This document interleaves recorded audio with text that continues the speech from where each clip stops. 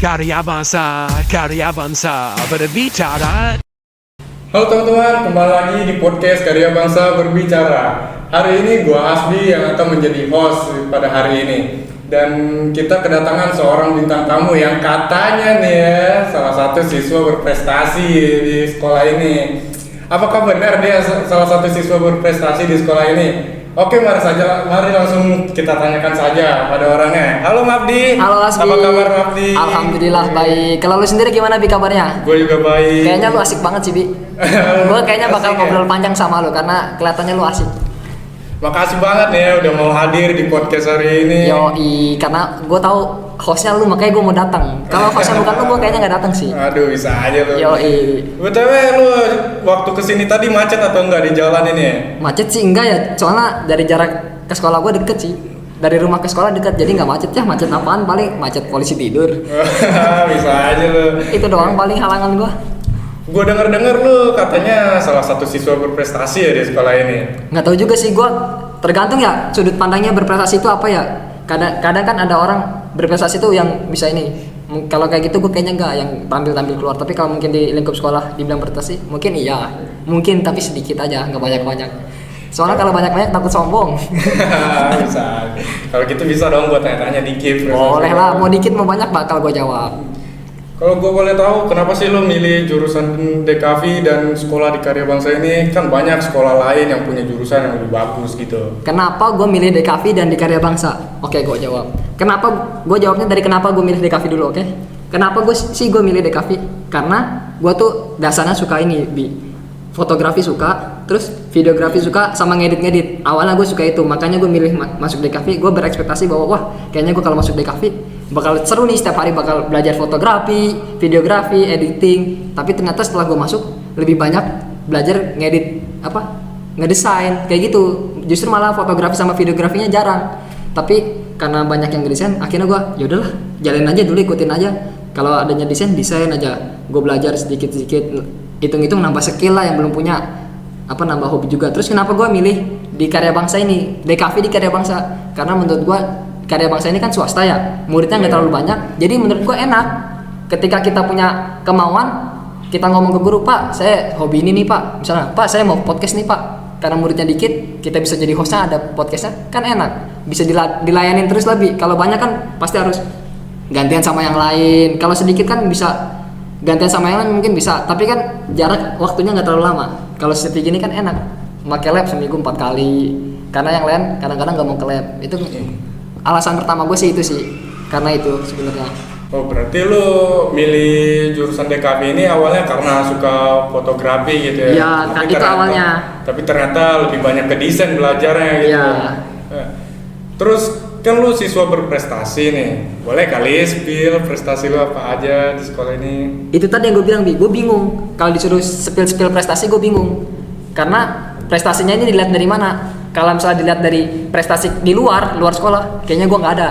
Tapi mungkin kalau di dalam sekolah mungkin adalah sedikit doang. Tapi kayak misalnya mau yang mana dulu nih? Yang keseluruhan antara siswa-siswa atau yang di kelas aja? Dua-duanya lah. Mau dua-duanya? Gila, anjir, gue kayak apa aja anjir. Dua-duanya. Kalau di ini ya sekolah ya alhamdulillah nih, banget. Gue dari kelas 1 sampai sekarang ini alhamdulillah dapat ranking terus mulai dari ranking 3, 2, 1, nggak pernah keluar dari jalur itu, alhamdulillahnya ya. Kalau untuk yang di keseluruhan sekolah itu gua baru kemarin sih dapat juara 1 lomba desain, alhamdulillahnya, dan dapat hadiah juga. Terus juga kalau di sekolah itu kenapa gua bisa dapat ranking, mungkin ya karena gua aktif orangnya di sekolah. Jadi ketika guru, ini orangnya aktif nih. Kalau aktif pasti dapat nilai tambahan, dan itu sih kata gue, menurut gue ya itu dari situ kenapa gue bisa dapat prestasi di sekolah. Kalau lu sendiri gimana Lu kan juga pernah nih dapat ranking. Itu gimana? Kok lu bisa dapat ranking itu gimana? Boleh dah ceritain sedikit, gantian dong. Kalau gue sih ya lebih ke menyeimbangin ya. Awalnya dari pengetahuan gue, tapi kalau sebagian tuh ya gue nyontek gitu karena nggak tahu jawabannya. Nah, itu gua aja nih gue nih. Gue juga sama kadang-kadang nyontek, tapi nggak, tapi kan biasanya ya orang-orang yang dekat gue. Bisa. Biasanya sombong dikit aja lah, padahal mah benar. Tadi kan katanya lu pernah menang lomba nih. Iya. Kalau gue boleh tahu apa sih reward atau hadiah yang lu dapet dari menang lomba itu? Hadiah yang gue dapat dari menang lomba sih, ya ada lah, berupa ini ya uang. Cuman gue nggak bakal sebutin. Cuman enaknya gitu bi, enaknya sekolah di sini bi, ketika kita menang apapun itu bentuk lombanya, mau di luar sekolah atau di sekolah, itu dapat hadiah dari sekolah. Bahkan kalau misalnya kita sampai bisa menang di luar sekolah, itu biasanya dapat apa namanya, gratis SPP beberapa bulan. Enaknya sekolah di sini gitu. Makanya kalau kata gue, kalau orang-orang yang dari SMP mau masuk sekolah, nyari sekolah bingung, mending daftar di sini. Kalau menurut lu gimana? Ya kan mending daftar di sini ya. Karena ketika kita berprestasi itu kan dapat hadiah dari sekolah, terus apa-apa bisa gratis SPP.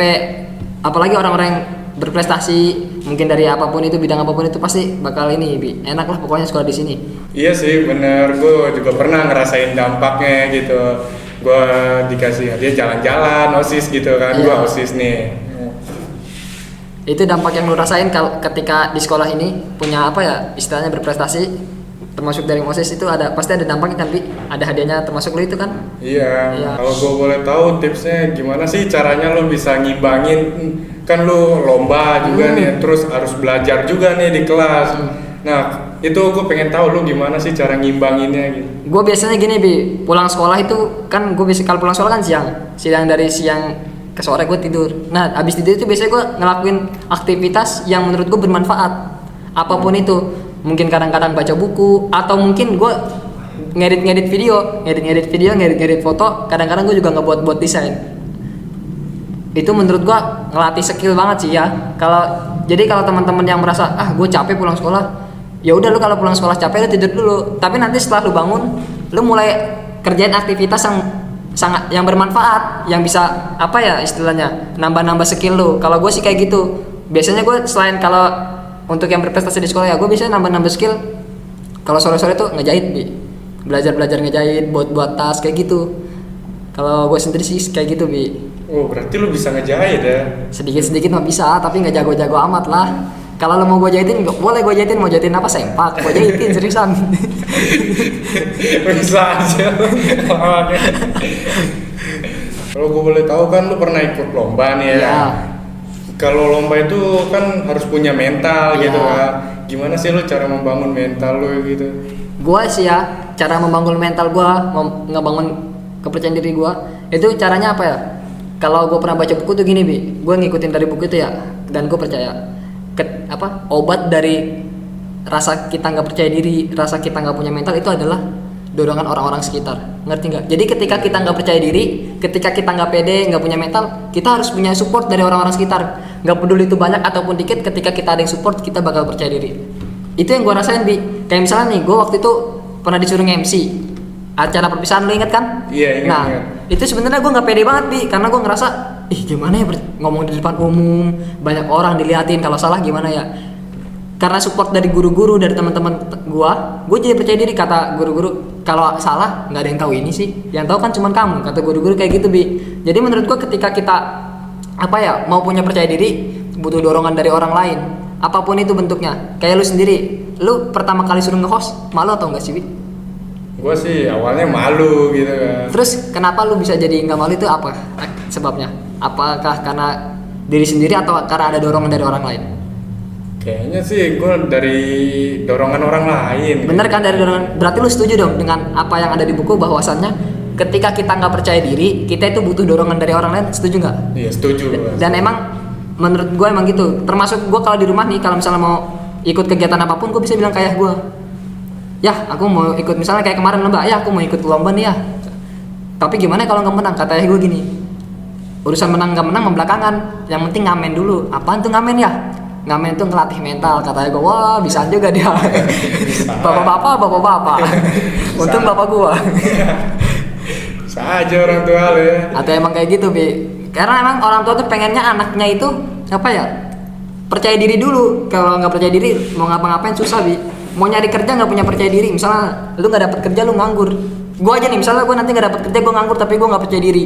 ya udah gue di rumah aja nggak bakal nyari kegiatan apapun. Tapi ketika kita percaya diri, kita bakal mau mencoba hal-hal baru yang itu bisa apa ya, mengembangkan diri kita sendiri. Sebenarnya sangat bermanfaat sih ketika kita punya percaya diri. Itu sih kalau menurut gue sendiri. Nah, kalau gue boleh tahu, lu kayaknya semangat nih sekolah nih. Aduh, iyalah ada nggak semangat. sih yang membuat lu semangat di sekolah ini, apa sih? Pastinya ada lah pastinya. Bisa di-spill kan ya? Janganlah. Inisial aja nggak apa-apa gitu. Jangan. Salah satu murid gitu. Ada murid cakep nih. Inisial dong. Jangan, nanti orangnya tahu lagi kalau ya itulah. Tapi kayaknya udah tahu sih. Nggak usah disebut lah. Oke, nggak apa-apa. Lanjut lah. Jangan bahas-bahas yang gini. Nah, lu nanya-nanya ke gue nih, ada semangat. Kalau lu sendiri ada semangat nggak di sekolah atau udah ada cewek nih kayaknya nih? Ada nggak? Kalau gua kayaknya ada ya. Jangan kayaknya dong. Masa gue tadi dipaksa-paksa? Ada nggak? Nanti cewek lu denger marah lu kalau beneran ada. Aduh, tapi gua nggak punya cewek kayaknya. Bohong. Bener. Ya ada sih siswi yang bikin gua semangat sekolah. Siapa? Boleh sebut nggak? Boleh sebut Aduh, nggak? janganlah. Apa? Kan. Bi, jangan dikat, Bi. Bi, nggak apa-apa, ini yang buat asik, Bi, seriusan, Bi. Bener nggak, Bi? Iya. Kita orangnya, boleh kali PJ-nya sedikit. Aduh. Ajak gua makan kali. Kapan-kapan lah ya. Janji ya. Di podcast ini janji ya. Aduh. Ayo. Tahu. Aduh, gimana sih? Jangan teman. Ini gue kalau sebenarnya sekarang lapar, Bi. Boleh kali ajak gua jajan pulang dari sini. Aduh. Dari tadi kan lu udah ngomong panjang lebar nih ya. Iya. Lu kalau gue lihat percaya diri banget nih. Yoi dong, harus. Ada nggak sih tips buat teman-teman di luar sana cara biar bisa percaya diri gitu? Kalau gue pribadi ya, kalau dari apa yang gue alami adalah pertama, ketika kita mau percaya diri itu kita harus cari teman yang banyak dulu. Kita cari teman, karena apa? Ketika kita punya teman banyak, kalau kita mau tampil apa-apa teman kita banyak, kita nggak bakal ngerasa malu, Bi. Bener nggak sih? Bener. Ya kan? Iya. Ini teman gue inilah, mau salah mau enggak teman gue. Kalau nggak punya teman, lu tampil salah, diketawain orang, lu mau cerita ke siapa? Ya kan gitu. Iya. Terus yang kedua, kalau udah punya teman banyak, kita pilih lagi teman yang kita bisa ajak cerita, bisa ngasih dukungan. Gak cuma sekedar teman yang banyak, tapi teman yang bisa ngasih dukungan. Misalnya lu cerita, gue mau tampil ini nih, gue tapi nggak pede. Biasanya teman lu kalau bener-bener teman bakal, udah sih pede aja, nggak ada yang tahu ini cuma lu. Gue juga bakal support lu kok. Biasanya teman-teman yang bener teman kayak gitu, Bi. Kadang ada juga, gue mau tampil nih gini-gini, lu nanti di atas paling ini. Nah, yang kayak gitu nggak usah dengerin. Kayak mau ngejatuhin. Nah kita iya, gitu kadang ya. kan teman-teman kita ada yang kayak gitu. Kalau menurut gue, dengerin apa yang teman kita kasih yang positif aja. Kalau yang negatif udah buang aja. Mungkin itu jadi pelajaran dan jadi pengingat kita. Lu nanti palingan tampil bakal jelek, bakal ini. Bener juga ya, berarti gue harus latihan lebih baik. Nah itu menurut gue sih tips dari gue, gimana caranya biar kita percaya diri itu. Nah itu tips dari Mabdi ya teman-teman. Yoi, Untuk teman-teman. percaya diri di luar sana ya. Yoi, kalau teman-teman mau percaya diri, ikuti tips dari saya. Karena saya udah percaya diri banget ya teman-teman. Hai. Kayaknya cukup sekian pertanyaan gue ya. Wah, oke, nggak apa-apa, Bi. Tapi lumayan serius sih gue ngobrol sama lu. Dan terima kasih banget gue udah diundang di sini, Bi. Gue yang berterima kasih lu udah nyempetin waktu lu untuk datang ke podcast ini. Gue pengacara, Bi. Diundang mana-mana mau. Pengangguran banyak acara. Bisa. Makanya diundang di mana-mana mau lah. Iya. Kapan lagi kan gue diundang diajak ngobrol. Apalagi masuk YouTube. Oke teman-teman, cukup sekian untuk podcast hari ini. Sampai jumpa di episode selanjutnya.